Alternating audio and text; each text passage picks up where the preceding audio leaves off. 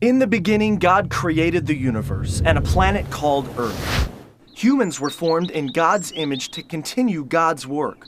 But soon, humans decided we want to live our way, not God's. Selfishness and violence filled the world, so God started over with just one family. And God made a covenant with a man named Abraham.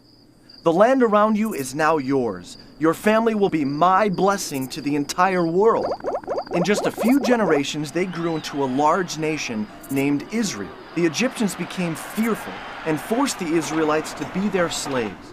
Through a humble leader named Moses, God led the Israelites in a great exodus back toward their promised land. Along the journey, God gave laws and commands to help the Israelites follow God's ways. Finally, after 40 years of struggle and complaining in the desert, the Israelites arrived back home in the promised land. In victory, the people worshipped God, but soon after, they turned from God and lived their own rebellious ways. This became a pattern from generation to generation. Israel's greatest judge was Samuel. He followed God's ways and spoke for God as a prophet. He told Israel that God was the only king they ever needed. But they desired to be like the corrupt nations surrounding them and insisted, "We want a human king who we can see to rule over us just like the other nations." So Samuel found a man named Saul to be Israel's first king. His reign began well, but before long, Saul stopped following God's ways and made many bad decisions. So Samuel told Saul, "Because you have turned your back on God, God has rejected you as a king." Samuel's search for the next king led to a courageous young shepherd boy named David. When David grew up to be king, God blessed him and the Israelites greatly.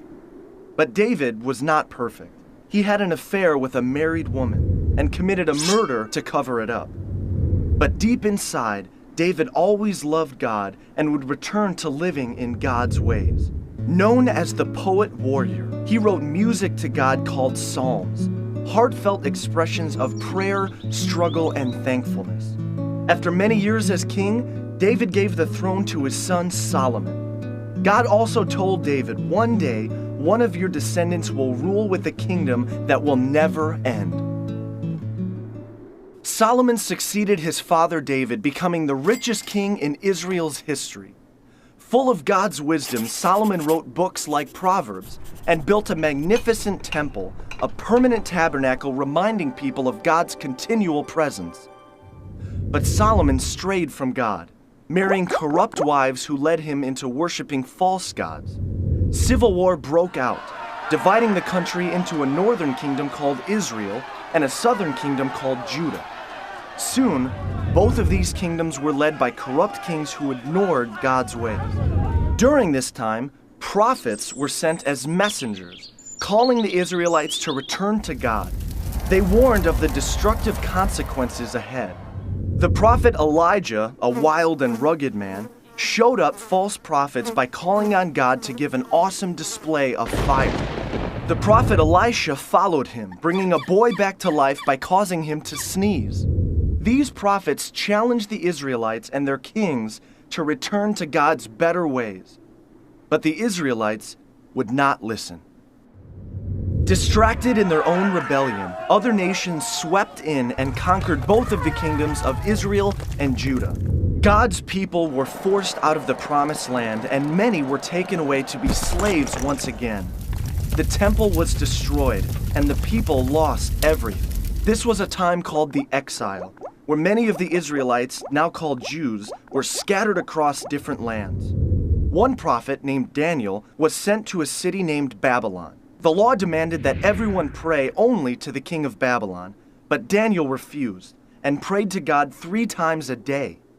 So Daniel was thrown into a pit of hungry lions. But God closed the mouths of the lions, and Daniel emerged the next morning without a scratch.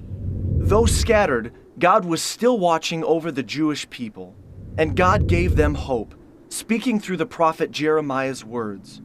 "I'll make a new covenant with the people of Israel, returning them to the promised land and filling their hearts and minds with my ways."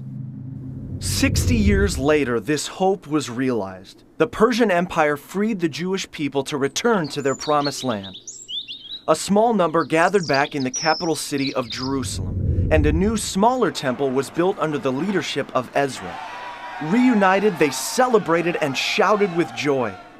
But the elders wept in remembrance of what was lost.